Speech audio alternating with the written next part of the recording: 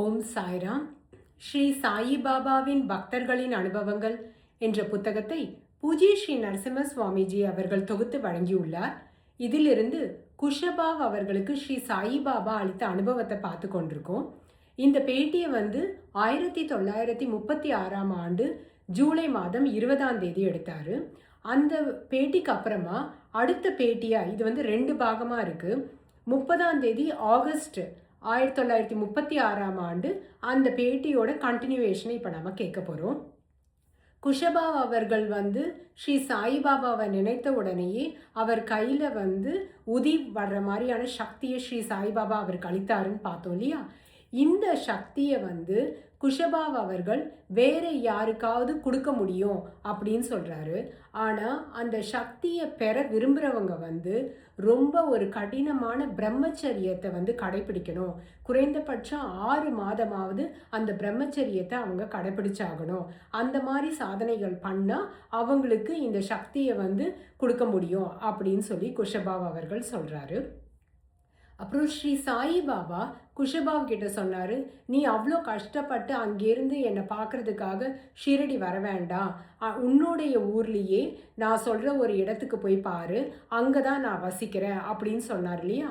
அதே மாதிரி இவரும் பாபா சொன்ன அந்த குறிப்புகளை வச்சு இவங்க ஊரில் ஒரு இடத்த தேடி பார்த்தாரு. அங்கே ஒரு லேண்டு கிடச்சிது. அந்த லேண்டில் இருந்து முள் புதர்கள் எல்லாத்தையும் அவர் நீக்கினதுக்கு அப்புறமா அங்கே ஒரு சமாதி இருந்தது அப்படின்னு சொன்னோம். அந்த சமாதி இருந்த நிலத்தை இவர் வாங்கிட்டாரு அப்படின்னு. இப்போ இந்த சமாதி யாருடையது அப்படின்னா மிர்ஸ்கான் அப்படிங்கிற அந்த இடத்துல பக்கீர் ஷா அப்படிங்கிறவர் 200 வருடங்களுக்கு முன்பாக அங்கே வாழ்ந்திருந்திருக்காரு. அந்த ஞானி அவர் இருந்த இடம்தான் அது. அந்த சமாதி அவரோடது தான். ஜகீர்தார் அப்படிங்கிறவங்க, அதாவது இந்த ராஜாக்கள் மாதிரி இருப்பாங்க இல்லையா, அவங்க இவருக்கு இனாமா, அதாவது ஒரு பரிசு மாதிரி அன்பளிப்பாக கொடுத்த நிலம் தான் இது. இந்த நிலத்தில் இவர் வாழ்ந்து இங்கேயே இவருடைய சமாதியும் அமைந்திருக்கு அப்படின்னு குஷபாவ் சொல்கிறாரு. இந்த பக்கீர் ஷாவுக்கு சந்ததியினர்கள் யாரும் இல்லை. அதே மாதிரி அவருக்கு டிசைபிள்ஸ்ன்னு சொல்லக்கூடிய, அதாவது சிஷ்யர்களும் யாரும் கிடையாது. இவர் அதிகமாக பேசவே மாட்டார். அவ்வப்பொழுது ஏதாவது கொஞ்சம் பேசும்பொழுது ஸ்ரீ சாய்பாபாவை பற்றி இவர் குறிப்பிட்டிருக்காரு அப்படிங்கிறாரு.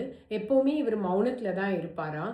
இவரை தரிசனம் பண்ணுறதே போதும், அதுவே அவங்களுக்கு எல்லா நலனையும் அளிக்கும் அப்படின்னு மக்கள் இவருடைய தரிசனத்துக்கு வருவாங்க அப்படிங்கிறாரு.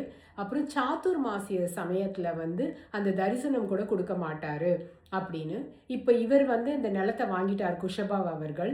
அந்த நிலத்தில் இவர் வசிக்கிற நேரத்தில் இவருக்கு அப்பப்போ அந்த பக்கீர் ஷாவுடைய ஒரு அசிரீரி குரல் மாதிரி இவருக்கு கேட்கும் அப்படிங்கிறாரு.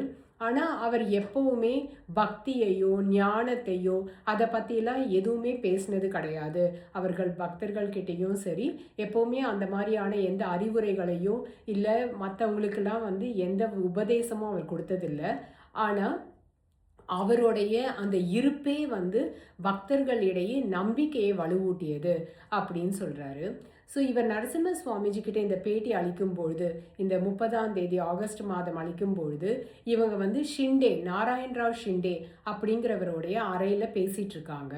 அங்கே பேசிகிட்டு இருக்கும்போது குஷபாவ் அவர்கள் ஸ்ரீ சாயிபாபாவை பற்றி அப்படி நினச்ச உடனேயே அவருடைய உள்ளங்கையில் மறுபடியும் உதி வந்துதான். இதோ பாருங்க உதி வந்துருச்சு அப்படின்னு சொல்லிட்டு அந்த உதியை எடுத்து ஷிண்டே அவர்களுடைய நெத்தியில் அவர் இட்டு விட்டாராம். அப்போ குஷபாவ் அவர்கள் சொன்னாராம், இந்த உதி இப்போ என் உள்ளங்கையில் வரணும்னு சொல்லி நான் எந்த மந்திரமும் ஜபிக்கலை, அப்படியே பாபாவை நினச்ச உடனேயே இந்த உதி உற்பத்தி ஆயிடுச்சு. ஆனால் முன்னாடியெல்லாம் இவர் பேடாக்கள்லாம் உற்பத்தி பண்ணிட்டு இருந்தார் இல்லையா, அதாவது இவர் நினச்சோடனே இவரோட கையில் பேடாக்கள் வரும். ஆனால் அந்த பேடாக்கள் வரதுக்காக இவர் நிறைய மந்திரங்களை ஜபிக்க வேண்டியதாக இருந்தது. அது மட்டும் இல்லாமல் அந்த பேடாக்கள் எப்படின்னா, இங்கே இருக்கிற பேடாவை எடுத்து இந்த கையில் வைக்கிற மாதிரி தான். அதாவது இப்போ ஏதோ ஒரு கடை இருக்குது, அந்த கடையில் நிறைய பேடாக்கள் இனிப்புகள்லாம் செஞ்சு வச்சுருக்காங்கன்னு வச்சுக்கோங்க. இப்போ இவர் குஷபாவை தன்னுடைய கையில் பேடாக்கள் வரணும்னு நினச்சார்னா அந்த மாதிரி ஏதோ அங்கே இருக்கிற கடையில் இருக்க பேடாக்கள் இவர் கையில் வந்துடும். ஸோ ஒரு இடத்துல இருக்கிற சொத்தை எடுத்து இன்னொரு இடத்துல மாற்றுற மாதிரி தான் அது. ஆனால் உதி விஷயத்தில் அந்த மாதிரி கிடையாது அப்படிங்கிறாரு. அப்புறம் இந்த பக்கீர் ஷா சொல்கிறார் இல்லையா, அந்த பக்கீர் ஷா வந்து அந்த பக்கீர் பாபா அவர்கள் வந்து அந்த அசிரீரி குரலில் பேசும்பொழுது ஸ்ரீ சாயி பாபா இன்னும் வாழ்ந்து கொண்டு தான் இருக்கார். ஆனால் அவர் வந்து என்ன மாதிரியான ஒரு உருவத்தில் இருக்கார் அப்படிங்கிறத பற்றி எப்போவுமே இவர் சொல்லலையா. ஆனால் அவர் இருந்துகிட்டே தான் இருக்கார் அப்படின்னு மட்டும் சொல்லியிருக்காரு. ஸோ அவர் ஏதோ ஒரு உருவத்தில் நமக்கிடையே ஸ்ரீ சாய்பாபா வாழ்ந்துட்டுருக்காருங்கிறத சொல்கிறாரு. அது மட்டும் இல்லாமல் ஸ்ரீ சாயிபாபாவுக்கும் இந்த பக்கீர் ஷா என்ற பக்கீர் பாபா அவர்களுக்கும் நிறைய தொடர்பு இருந்திருக்கணும். இவங்களுக்குள்ள ஏதோ ஒன்றுக்குள்ள 2 பேரும் ஒரே இதை சேர்ந்தவங்களாக இருக்கலாம். அதாவது ஒரே டியூட்டலேஜ்னு சொல்லுவோம் இல்லையா, ஒரே குரு இல்லை ஏதோ ஒரு சம்பந்தம் அவங்களுக்குள்ள அந்த ஞானிகளுக்குள்ளே இருக்கும். அதனால தான் இவர் வந்து ஸ்ரீ சாய்பாபா வந்து அவ்வளோ உயர்வாக அவ்வப்பொழுது குறிப்பிடுவார் அப்படின்னு சொல்லி குஷபாவ் தன்னுடைய இந்த இன்டர்வியூவை நரசிம்ம சுவாமிஜி கிட்ட முடிச்சுக்கிறாரு. இந்த எபிசோட குஷபாவோடைய அனுபவங்கள் நிறைவு பெறுகிறது. ஓம் சாய்ராம்.